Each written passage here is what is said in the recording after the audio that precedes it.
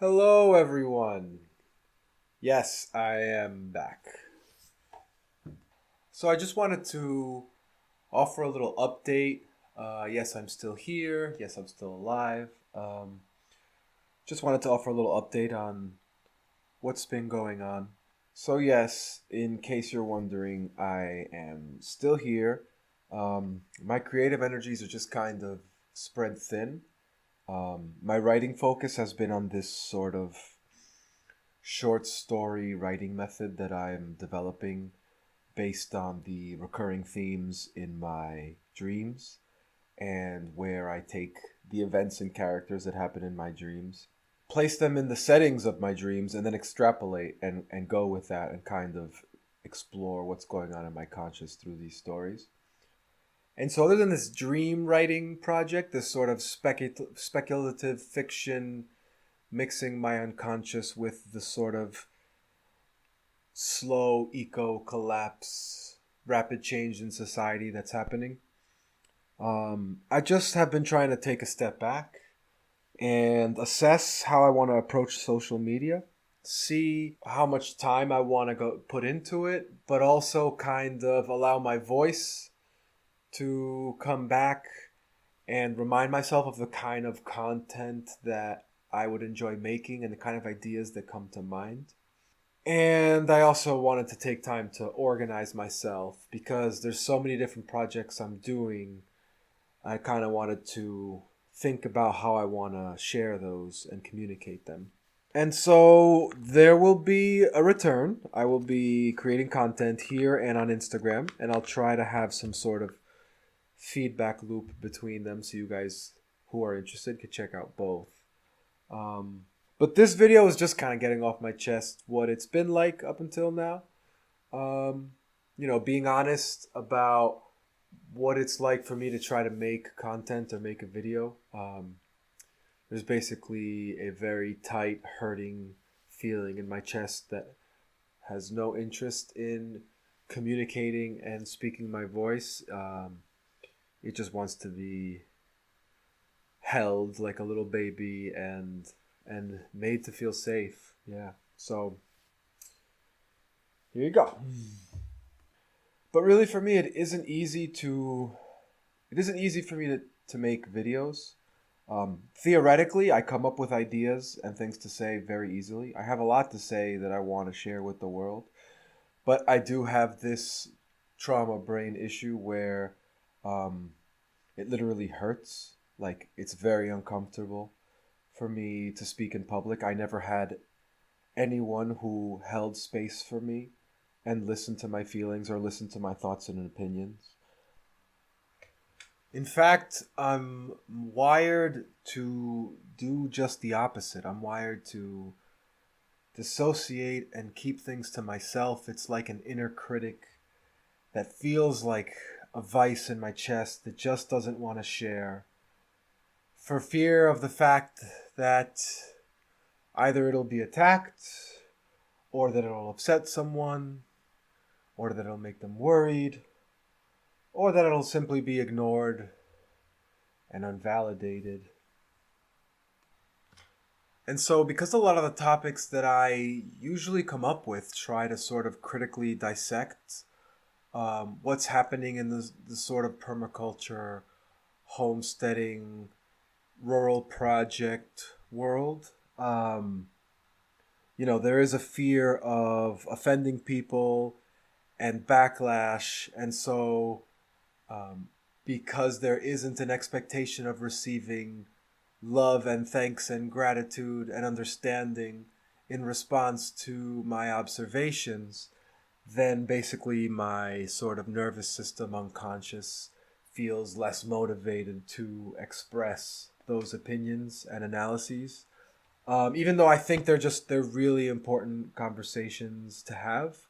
Unfortunately, what I see is that we're dreaming of this future, this more nature embedded future, the new planets, I call them. But we are coming to our project still with the culture of 3CPM. So, one of the main features of 3CPM, which I don't know if that term's going to catch on, but I just have I just think it's really funny to use it because like everyone kind of uses one of those terms to kind of mean the same thing, which is basically this society sucks and is over materialistic, rational, controlling, dominating, hierarchical, exploitative, separated, disconnected. Um, to me, it's all trauma. Like we're just trauma brains. Like we don't. But some people want to show. Some people want to show how fancy and educated they are and talk to you about Cartesian dualism and how things went wrong with Cartesian dualism as a philosophy, blah, blah, blah. And it's like, no, trauma just kept going up. So we kept being more and more in the logic side of our brain, more and more in our thoughts, less and less in our feelings, intuitions, and embodied, felt present experience of the current moment. And then some fancy noble thinkers from France and England tried to make philosophies out of it. But it wasn't the philosophies that did it. It was the trauma that did it. And so, yeah, as the result of the increasing dissociation and thus being more in the thoughts, people made fancy philosophies trying to separate body and mind, spirit and matter, in order to justify what was this growing dissociation, which of course happened probably more quickly in the upper classes because probably lower class people were still more connected to the earth and to their bodies and to one another.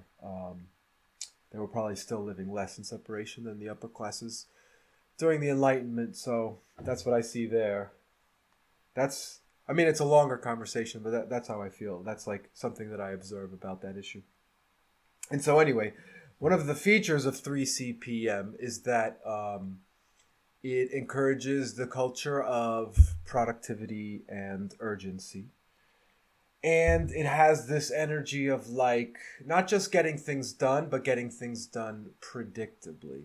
So if I put in these steps and I put in this work following these rules and principles, then I will get what I want. And people are approaching homesteading like this, right? With sort of the desire for this controlled outcome of this sort of settlement that they wish to create for themselves. And I think we need to be way more open-minded and allowing ourselves to be surprised about the kind of places and worlds that we're going to create. And that's another one of my favorite topics that I hope to get into more in detail on the podcast and on this channel. Specifically like visions of the future and how we should be approaching these projects when we acquire land and come into relationship with it and begin our process of belonging with that land.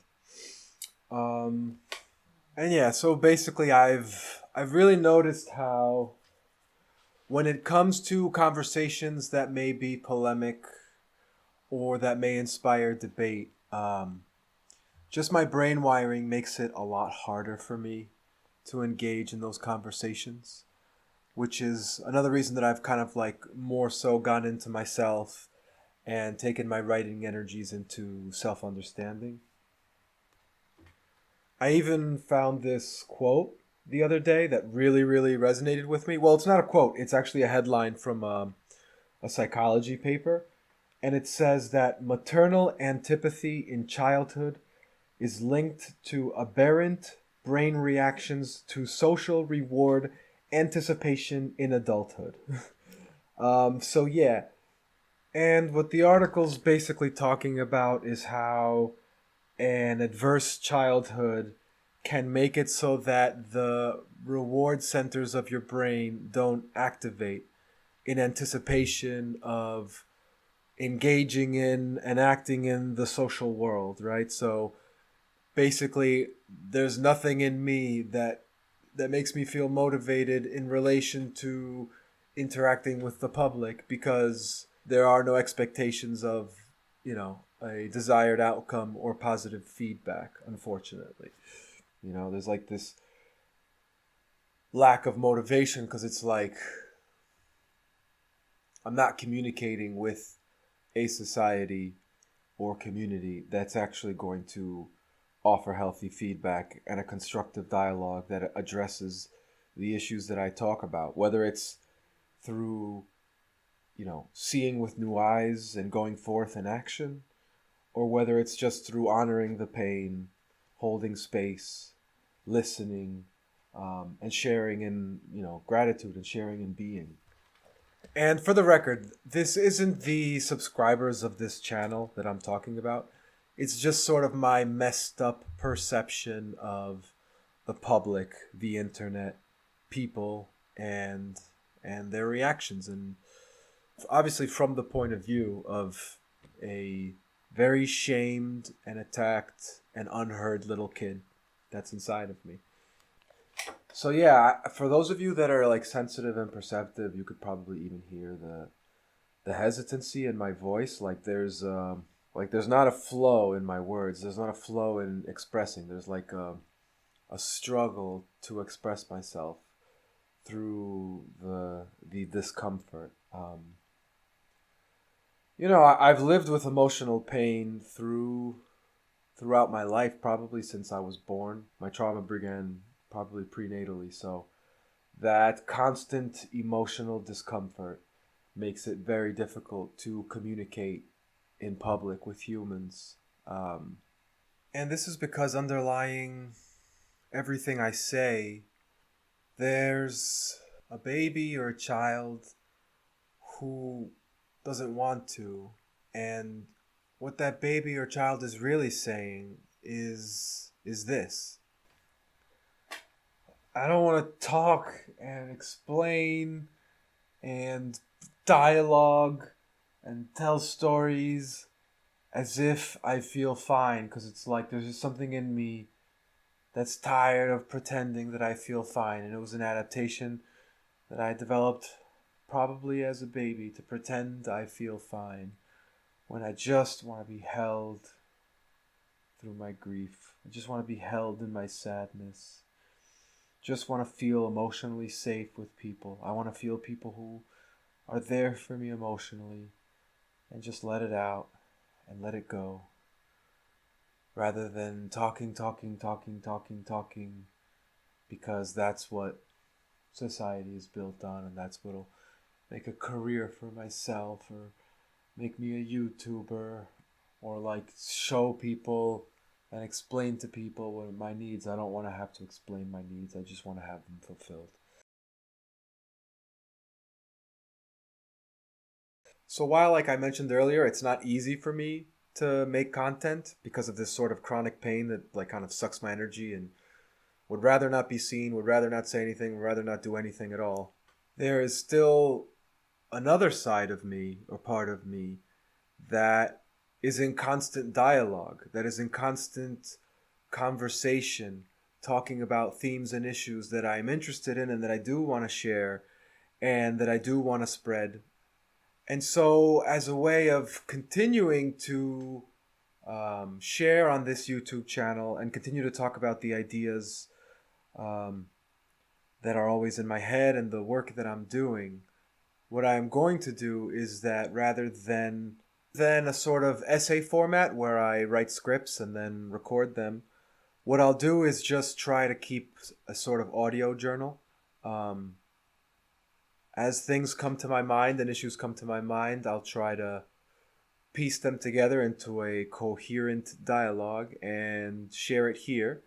And that way I can continue to focus my writing efforts on my sort of unconscious dream work, fictional eco worlds of the future writing that I'm enjoying doing, as well as another thing which I'm excited about and is giving me hope, because it's like, wow, I'm actually able to do this, and maybe this is like something for me that I can do that satisfies my needs, which is creating more community around animism, eco-psychology, deep ecology, rewilding, and all of these other wonderful terms. So yeah, I do want to document and share all of these projects that are upcoming to sort of give a behind-the-scenes view and offer an example to other people. So there will be retreat, but not quite so retreat, liveo game events. We'll be working on creative, trauma-informed forest garden courses. There'll be clips here. I'm about to begin working on a podcast with a new friend, and hopefully that'll be interesting, and we're going to share that here as well. So thank you for listening to all of the venting and the sort of underneath trauma parts stuff going on inside. But, ultimately I want to expand and I want to share and I do want to communicate. And I have a lot of cool projects that I want to talk about here and hopefully draw more people in. So thank you, guys. Thank you, everybody, for listening. And hopefully there'll be some content coming in that you guys can enjoy and learn from and savor and give you some inspiration and hope and guidance into becoming a member of your eco community. More rooted, more involved, and more related to the environment and nature beings around you. Alright, guys. Hopefully there'll be another video soon. See you guys.